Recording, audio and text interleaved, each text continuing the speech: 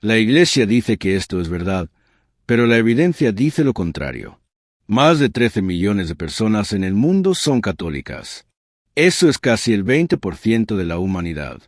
Y la mayoría acepta ciertas enseñanzas sin cuestionarlas, sin examinarlas, sin preguntarse, ¿esto tiene sentido? Pero cuando empiezas a analizar algunas de estas creencias con lógica básica, cuando las pones bajo el microscopio de la razón, algo extraño pasa. La propia Iglesia Católica no puede explicarlas racionalmente. He leído la apologética católica. He escuchado a los teólogos más preparados y sus respuestas siempre terminan igual. Es un misterio de fe. Hoy vamos a examinar 7 creencias católicas tan absurdas que incluso la institución que las enseña no puede defenderlas con lógica. Y te adelanto algo, las últimas 3 son devastadoras. No solo contradicen la evidencia, han causado daño económico y psicológico real a millones. Ahora, antes de empezar, una aclaración. Esto no es sobre atacar católicos como personas. Conozco católicos buena gente, sinceros, compasivos. Esto es sobre examinar ideas. Y cuando una idea no resiste el análisis lógico, cuando una institución te pide que aceptes algo sin razón, tienes derecho a cuestionarlo. Empecemos con la creencia número 7. Y créeme, cada una es más extraña que la anterior. Creencia número 7. El agua bendita. Un sacerdote toma agua corriente, agua del grifo, agua común. Hace la señal de la cruz sobre ella. Recita una oración ritual. A veces en latín, a veces en el idioma local. Y según la Iglesia Católica, ese acto convierte el agua ordinaria en un agente espiritual con poderes sobrenaturales. ¿Qué poderes exactamente?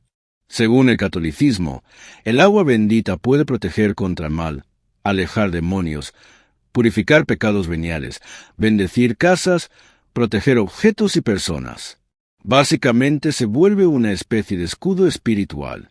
Pero aquí está el problema inmediato. Si el agua realmente cambia, ¿qué cambió? Porque para que un líquido adquiera nuevas propiedades tiene que ocurrir algo medible.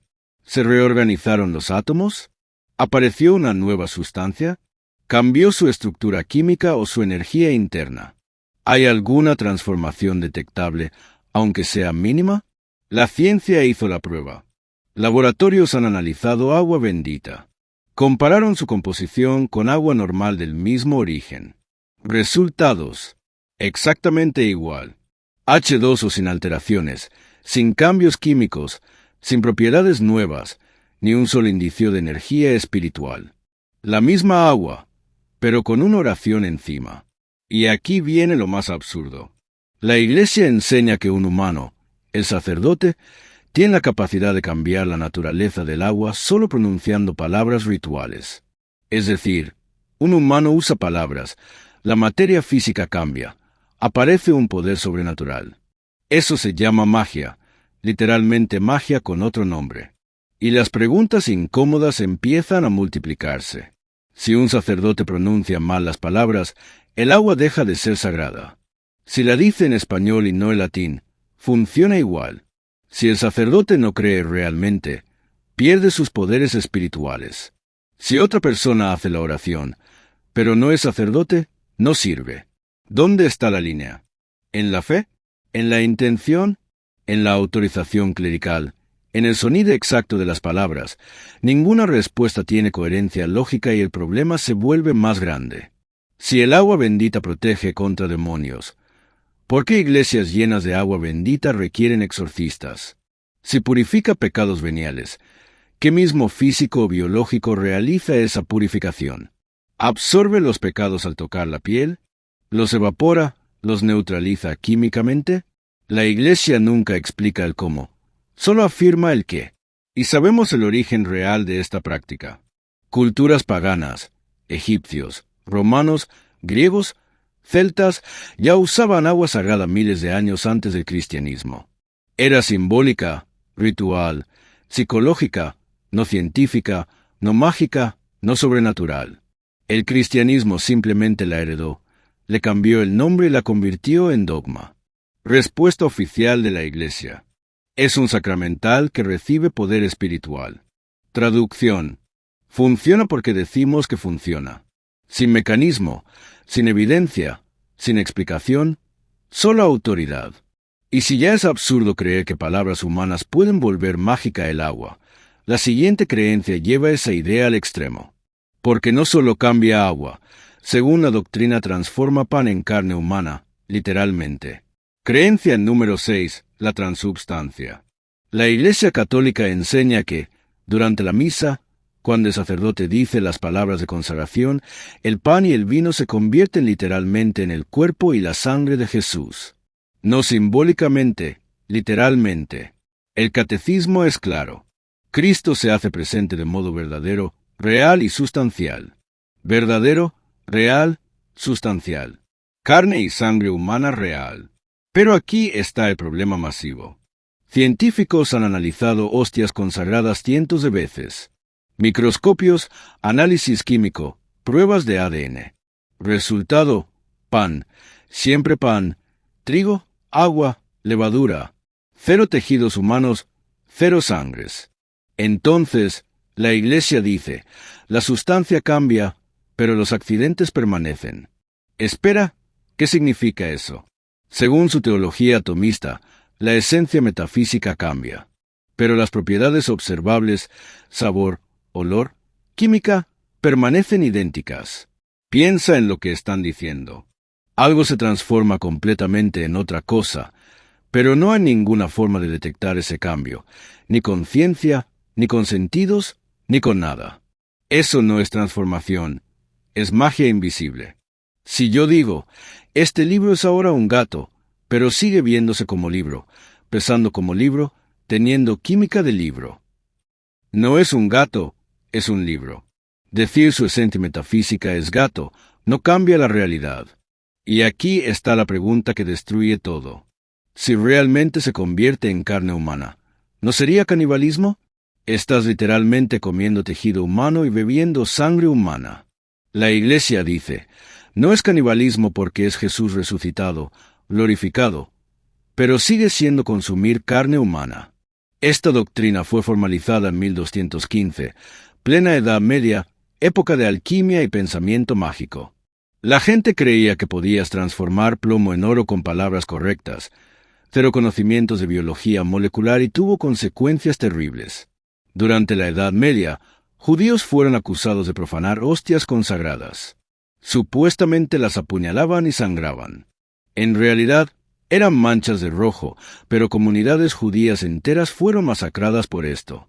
Para que esto funcione, el sacerdote necesita un poder de transformar materia con palabras. 2. Autoridad para invocar la presencia de Cristo físicamente. 3. Capacidad de realizar milagro en cada misa. Eso es poder divino y se lo dan a cualquier hombre ordenado. Pero si crees que darle a un sacerdote poder de transformar materia es absurdo, espera, porque ahora vamos a una creencia donde un humano no puede equivocarse. Creencia número 5, la infalibilidad papal. Cuando el Papa habla a escatra sobre fe y moral, no puede equivocarse. Es infalible. Sus pronunciamientos son verdad perfecta e inmutable. Declarado oficialmente en 1870. Y aquí está el primer problema. ¿Por qué esperó la Iglesia 1870 años para declarar esto? Si el Papa siempre fue infalible desde Pedro, ¿por qué tardaron casi 2 milenios en hacerlo oficial? Porque fue construcción política. En 1870, la Iglesia estaba perdiendo poder masivamente. Italia se unificaba amenazando con territorio papal. Revoluciones democráticas cuestionaban la autoridad absoluta. La ciencia demostraba errores bíblicos. Entonces declararon, el Papa no puede equivocarse. Conveniente timín, ¿no? Pero el problema devastador, los papas sí se han contradicho entre ellos. Ejemplo 1. La usura. Papa León I. Siglo V. Cobrar intereses pecado mortal. Papa Benedicto XIV. Siglo XVI. El interés moderado es permitido. ¿Cuál era infalible? Ejemplo 2. La esclavitud. Papa Nicolás V. 1452. Autoriza esclavitud perpetua de paganos. Papa Pablo I. 1537. Esclavizar indígenas está prohibido. Papa Gregorio XVI. 1839. El comercio de esclavos es condenado. 3 papas infalibles. 3 posiciones contradictorias. Ejemplo 3. La ciencia. Papa Urbano VIII y la Inquisición. El centrismo es herejía formal. Siglos después. Ups. Estábamos equivocados. Galileo tenía razón. Espera, el Papa puede equivocarse o no. La defensa católica. Esos no fueron pronunciamientos ex cátedra. Perfecto. Entonces, cualquier error papal simplemente se declara. No fue ex cátedra. Es como decir, soy infalible, excepto cuando me equivoco.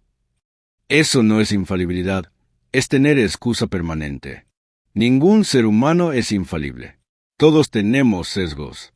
Todos estamos limitados por conocimiento de nuestra época, incluyendo los papas. Declarar a un hombre infalible no lo hace infalible. Solo hace imposible corregir errores sin cuestionar el sistema completo. La pregunta que la Iglesia no puede responder. Si Dios quería un líder infalible en la tierra, ¿por qué esperó 1870 años para hacerlo oficial? ¿Por qué permitió que papas se contradijeran por siglos? ¿Y por qué esa infalibilidad solo se invoca cuando conviene? Pero si darle infalibilidad a un humano es absurdo, la siguiente creencia va más allá porque le da poderes sobrenaturales. A cientos de humanos muertos. Creencia número 4. Los santos omniscientes. Millones de católicos en este momento están orando a santos. En México, San Judas Tadeo para causas imposibles. En toda Latinoamérica, la Virgen de Guadalupe. En el mundo, San Francisco de Asís, Santa Rita, San Antonio. Pero piensa en lo que esto implica. Y en este preciso momento 1 millón de personas en México están orando a San Judas Tadeo, otro 1 millón en Colombia, Argentina, España. San Judas tendría que oír todas esas oraciones simultáneamente, procesarlas, entenderlas en diferentes idiomas y decidir cómo responder. Espera, eso es omnisciencia, eso es omnipresencia. Esos son atributos exclusivos de Dios. ¿En qué momento exacto un humano muerto adquiere superpoderes divinos? San Judas cuando vivía era un hombre normal. Podía estar en un lugar a la vez. Podía oír solo lo cercano. Pero al morir, ¡boom!, omnisciencia. ¿Cómo funciona eso? Y según la Biblia lo dice claramente, solo Dios es omnisciente. Dios conoce los pensamientos y las intenciones del corazón. Hebreos 4 y 12. Los ojos del Señor están en todo lugar. Proverbios 15, 3. Esto nunca se dice de humanos, ni de profetas, ni de apóstoles. Lo que la Iglesia creó es politeísmo con otro nombre. Si tienes cientos de seres con poderes divinos que pueden oír oraciones, intervenir en tu vida, hacer milagros, funcionalmente son dioses. Puedes llamarlos santos en vez de dioses, pero la función es idéntica. Los griegos tenían Ares para la guerra, Afrodita para el amor, Hermes para los viajes. Los católicos tienen San Miguel para batallas espirituales, Santa Rita para amor imposible, San Cristóbal para viajes. ¿Cuál es la diferencia real? No adoramos a santos, solo pedimos que intercedan. Ok, pero para que San Judas sepa que le estás pidiendo algo, tiene que oírte. Y si puede oírte a ti y a 1 millón más simultáneamente en diferentes países, idiomas, contextos, tiene omnisciencia. No hay escape de esta lógica. Y sabemos que es invención. Los primeros cristianos oraban solo a Dios. La práctica de orar a santos se desarrolló siglos después. Cuando la Iglesia quería traer paganos acostumbrados a múltiples dioses, simplemente renombró dioses como santos. En muchos casos, templos paganos se convirtieron en iglesias católicas con santos de funciones similares. San Judas Tadeo es fascinante. En México es uno de los santos más populares, pero hay cero evidencias históricas de que realizó milagros en vida. Los milagros atribuidos a él vienen de testimonios subjetivos siglos después. Personas dicen, le recé y me ayudó. Pero correlación no es causalidad. Si según Jesús dijo, nadie viene al Padre sino por mí, ¿por qué necesitas intermediarios? Si puedes orar directamente a Dios omnipresente y omnisciente, ¿por qué crear un sistema donde humanos muertos necesitan esos mismos poderes? Pero darles poderes divinos a muertos es solo el comienzo. porque la siguiente creencia les da poder divino a los vivos, específicamente el poder más sagrado de todos, el poder de perdonar pecados. Creencia número 3. La confesión al sacerdote. La Iglesia Católica enseña que si pecas, no puedes ir directamente a Dios a pedir perdón. Necesitas un intermediario humano, un sacerdote. Y no solo eso, el sacerdote tiene poder de perdonar tus pecados, no de interceder o aconsejar, literalmente perdonar. El Catecismo dice, solo los sacerdotes que han recibido facultad de absolver pueden perdonar los pecados en nombre de Cristo. Piensa en lo que esto significa. Un humano común que estudió en seminario tiene poder de perdonar ofensas contra Dios.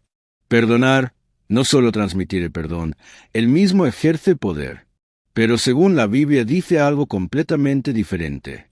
Marcos 2, 7. ¿Quién puede perdonar pecados sino solo Dios?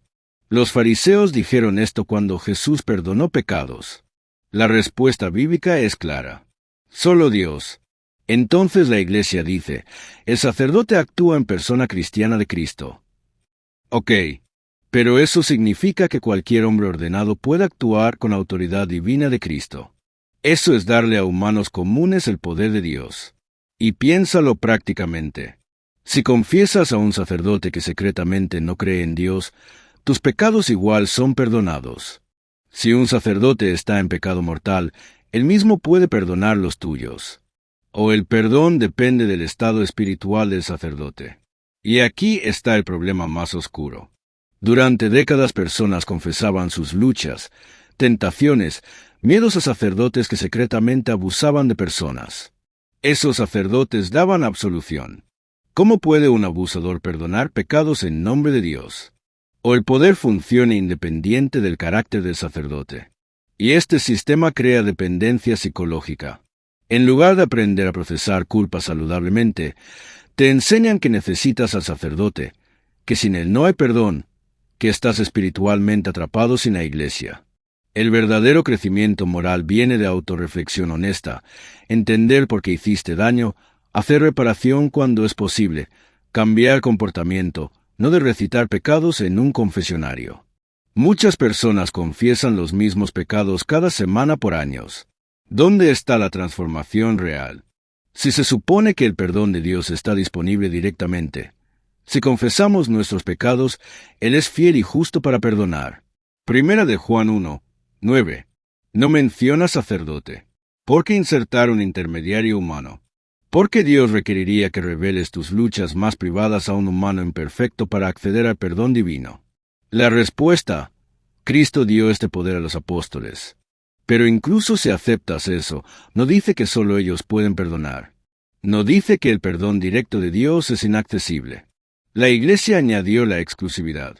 Pero si darle poder de perdón divino a sacerdotes es absurdo.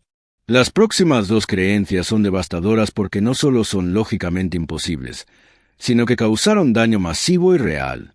La número 2 explotó económicamente a familias por siglos. Creencia número 2. El purgatorio y las indulgencias. Esta es la creencia que causó la Reforma Protestante, la que llevó a Martín Lutero a rebelarse. Y por buena razón. Según el catolicismo, el purgatorio es un lugar temporal de sufrimiento donde las almas van después de morir para ser purificadas antes de entrar al cielo. Suena razonable, excepto por un problema masivo. No aparece en la Biblia. Lee el Antiguo Testamento completo, el Nuevo Testamento completo. La palabra purgatorio nunca aparece. Jesús nunca lo mencionó. Pablo nunca lo mencionó. Pedro nunca lo mencionó. Los primeros cristianos no creían en él. Se desarrolló gradualmente entre los siglos III y XII. Fue oficialmente declarado en el Concilio de Florencia en 1439. ¿Por qué tan tarde? Porque fue increíblemente lucrativo. Una vez que convences a familias de que sus seres queridos están sufriendo en fuego purgatorial, les puedes vender la solución. Indulgencias. Paga dinero, reduce el tiempo de sufrimiento, compra misas, saca almas más rápido, dona a la Iglesia, ayuda a tus muertos. En 1517, el Papa León X necesitaba dinero para San Pedro. Autorizó venta masiva de indulgencias. Vendedores recorrían Europa con un lema: Tan pronto una moneda en el cofre resuena, un alma del purgatorio al cielo se eleva. Familias pobres gastaban ahorros de vida, viudas vendían pertenencias. Campesinos se endeudaban, todo por miedo de que sus padres, hijos, esposos estuvieran sufriendo. Y la Iglesia se enriqueció masivamente. Esto indignó a Lutero. No solo era teológicamente falso, sino que no está en la Biblia. Era moralmente repugnante, un sistema de extorsión que explotaba el dolor de familias. La Iglesia dice, ya no vendemos indulgencias, pero la doctrina del purgatorio sigue siendo oficial y todavía puedes obtener indulgencias por actos de piedad. Personas todavía pagan por misas para difuntos, basado en una doctrina inventada que no está en su propio libro sagrado. Si el purgatorio es real, ¿por qué Jesús nunca lo mencionó en sus enseñanzas sobre vida después de la muerte? ¿Cuánto tiempo dura? ¿Días, años, siglos? ¿Cómo se mide el progreso de purificación? Si compras una misa que reduce tiempo, ¿qué pasa exactamente? Dios dice, ok, suficiente, aunque la purificación no esté completa. Ninguna respuesta tiene sentido lógico. La realidad es simple. Purgatorio es igual a invención para generar ingresos. Indulgencias es igual a sistema de monetización. Millones explotados económicamente por siglos y esto continúa. En México, ¿cuántas familias pagan misas por sus difuntos cada año? En toda Latinoamérica, el Día de Muertos incluye misas pagadas basadas en miedo de sufrimiento post-muerte, basadas en doctrinas sin fundamento bíblico. Pero si extorsionar a familias dolientes económicamente es devastador. La creencia número 1 es peor, porque no afectó las carteras, afectó la psicología. Profunda de millones, generó culpa, vergüenza, trauma y contradice la Biblia misma. Esta es la más absurda y la más dañina. Creencia número 1, la virginidad perpetua de María. La Iglesia no solo enseña que María era virgen cuando dio a luz a Jesús, sino que enseña que fue virgen toda su vida, que nunca tuvo relaciones íntimas con José, que Jesús no tuvo hermanos biológicos y que María permaneció físicamente virgen, incluso después del parto. Esto se llama virginidad perpetua y es dogma oficial declarado en el Concilio de Letrán en el año 649. Negarlo es herejía, pero la Biblia misma contradice esto directamente, claramente, sin ambigüedad. Mateo 1, 55 a 56. ¿No es este el hijo del carpintero? ¿No se llama su madre María y sus hermanos Jacobo, José, Simón y Judas? ¿Y no están todas sus hermanas con nosotros? Hermanos, hermanas, plural con nombres. Marcos 6, 3 lo repite. Juan 7, 5. Porque ni aun sus hermanos creían en él. La Iglesia dice que la palabra griega delfo significa primo pariente, pero eso es falso. El griego tiene una palabra específica para primo, anepsios. ¿Por qué la Iglesia inventó esto? Para elevar a María a estatus casi divino, para hacerla perfecta. Y en el proceso mandaron un mensaje devastador, que las relaciones íntimas son impuras.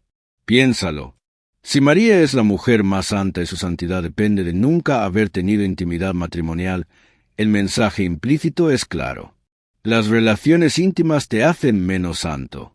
La virginidad es pureza. La intimidad es contaminación. Este mensaje ha causado daño psicológico a generaciones. Católicos crecieron creyendo que la intimidad, incluso el matrimonio, es algo sucio, que sus deseos naturales son pecaminosos, que su cuerpo es fuente de vergüenza. Mujeres católicas sintiéndose culpables por disfrutar intimidad con esposos. Jóvenes desarrollando disfunción por años de condicionamiento negativo. Personas entrando matrimonio con miedo y vergüenza en lugar de celebración. Esto no es teórico. Está documentado en testimonios de miles y lógicamente María y José estaban casados. Hebreos 13, 4. El matrimonio es honorable y el lecho matrimonial sin mancha. ¿Por qué Dios crearía el matrimonio? Y prohibiría a la pareja más santa consumarlo. Vivieron décadas sin intimidad. No tiene sentido en un matrimonio sano. La Iglesia va aún más lejos. Enseña que María permaneció físicamente virgen durante y después del parto, que Jesús pasó a través de ella milagrosamente sin afectar su virginidad física. Esto revela la obsesión antinatural de la Iglesia con virginidad femenina, con controlar la intimidad, con equiparar pureza moral con virginidad física. Y ese mensaje ha envenenado la psicología de millones. Si la Biblia menciona hermanos de Jesús múltiples veces, ¿por qué insisten en que no existen? Si la intimidad matrimonial es santa según la Biblia, ¿por qué María tenía que evitarla para ser santa? Si Dios creó la intimidad como buena, ¿por qué la máxima santidad requiere nunca experimentarla? ¿Y por qué la virginidad física de una mujer importa más que su carácter? Este mensaje contribuyó a culpa masiva en personas con deseos naturales, tolerancia histórica del abuso en la Iglesia. Si la intimidad es sucia de todas formas, represión que lleva a comportamiento destructivo, vergüenza que dura hasta la adultez de las 7 creencias. Esta es la más absurda porque contradice su propio libro sagrado y es la más dañina porque causó trauma psicológico generacional. Millones llevan vergüenza innecesaria por doctrina que la Biblia contradice. 7 creencias desde el agua con poderes mágicos, pan que se convierte en carne invisible, un papa que no puede equivocarse, santos con superpoderes divinos, sacerdotes que perdonan pecados, un lugar de sufrimiento que puedes comprar tu salida y una virginidad perpetua que contradice la Biblia. Todas tienen algo en común. La Iglesia no puede explicarlas racionalmente cuando las cuestionas con lógica, cuando pides evidencia, cuando señalas contradicciones. La respuesta siempre es un misterio de fe. Pero misterio no es explicación. Es forma elegante de decir, no tenemos respuesta. Es señal de detente para el pensamiento crítico. Estas no son ideas abstractas. Tuvieron consecuencias reales. Purgatorio explotó familias económicamente por siglos. Virginidad perpetua causó trauma psicológico a millones. Confesión obligatoria creó dependencia y fue cubierta por abusos. Ideas absurdas generan daño real. No necesitas una institución que te pida aceptar lo ilógico. No necesitas doctrinas que contradicen evidencia. No necesitas intermediarios entre tú y la verdad. Tu capacidad de razonar no es debilidad. Es tu herramienta más valiosa. Déjame en los comentarios cuál de estas 7 te parece más absurda. ¿Eres católico con defensa de que la Iglesia no ha dado? ¿O hay otra doctrina que debí incluir? Si conoces a alguien cuestionando estas doctrinas, alguien con dudas, pero miedo de expresarlas, comparte este video. A veces solo necesitamos ver que no estamos solos al dudar. Si este video te hizo cuestionar doctrinas católicas, espera que veas lo que pasa cuando examinas la Biblia misma. Porque resulta que el cristianismo en general, no solo el catolicismo, tiene contradicciones que ni los teólogos más preparados pueden resolver. Mira este video. 5 contradicciones fatales del cristianismo. Vas a descubrir 5 contradicciones directas en la Biblia que rompen afirmaciones centrales de la fe cristiana y el número 5 es devastador. Cuestiona la naturaleza moral misma de Dios. Link en pantalla ahora. Haz clic.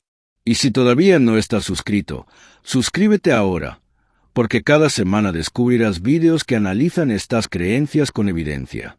Sin ataques personales, sin dogmatismo ateo, solo análisis honesto basado en lógica y evidencia. Dale al botón de suscripción, activa la campanita para notificaciones.